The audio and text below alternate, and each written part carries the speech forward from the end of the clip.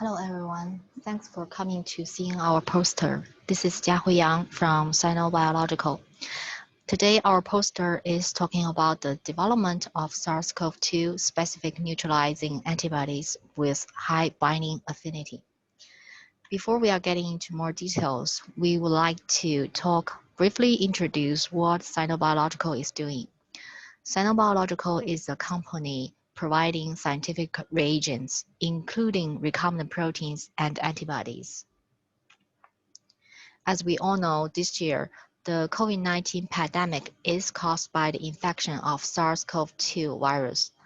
This known virus is a single-strand RNA virus, which contains 4 structural proteins, several non-structural proteins, and accessory proteins. To speed up the scientific research for SARS-CoV-2, the reagents for detecting this virus is in urgent need. Our company has 3 strategies for producing these antibodies. First one is rescreen the SARS antibody inventory, which we already have in-house.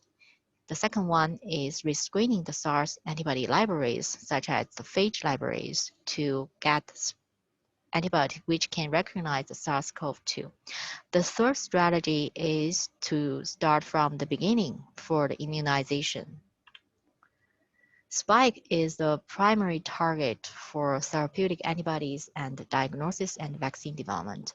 The N protein, which is unexposed but has high level of expression in viruses. The spike protein is a relatively complicated molecule with several glycosylation sites, and it is a homotrimer in virus. The spike protein can be cleaved by host proteases. Based on this information, we chose HEK293 and insect cells for spike protein expression. After several rounds of process optimization, including cultural condition optimization and purification formulation, we finally obtain the spike proteins with high purities.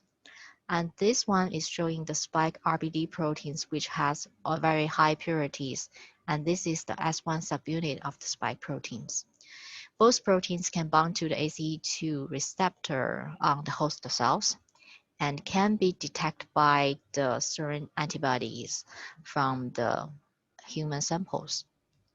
To verify the batch-to-batch consistency, we produce 3 lots of these particular proteins and obtain the similar results from the 3 lots. So we start producing the antibodies after obtaining the antigens. The first one is rescreen the SARS antibodies, and the second one is to rescreening the SARS antibody libraries to find the antibodies which can detect SARS-CoV-2 spike proteins. We successfully obtained several antibodies. Here is one example showing that these SARS antibodies can bind to the SARS-CoV-2 S1 protein and RBD proteins, and it can also detect the HEK293 cells infected by the SARS-CoV-2 pseudoviruses.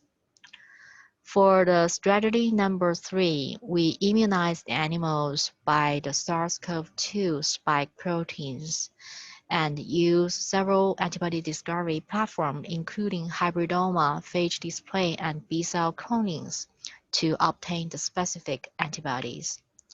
Here is one example showing that these spike antibodies can only detect spike proteins from the SARS-CoV-2 viruses, not recognizing the other 6 human coronaviruses. This antibody also have very high binding affinities, which are about 0.02 nanomole. It also contains the neutralization functions.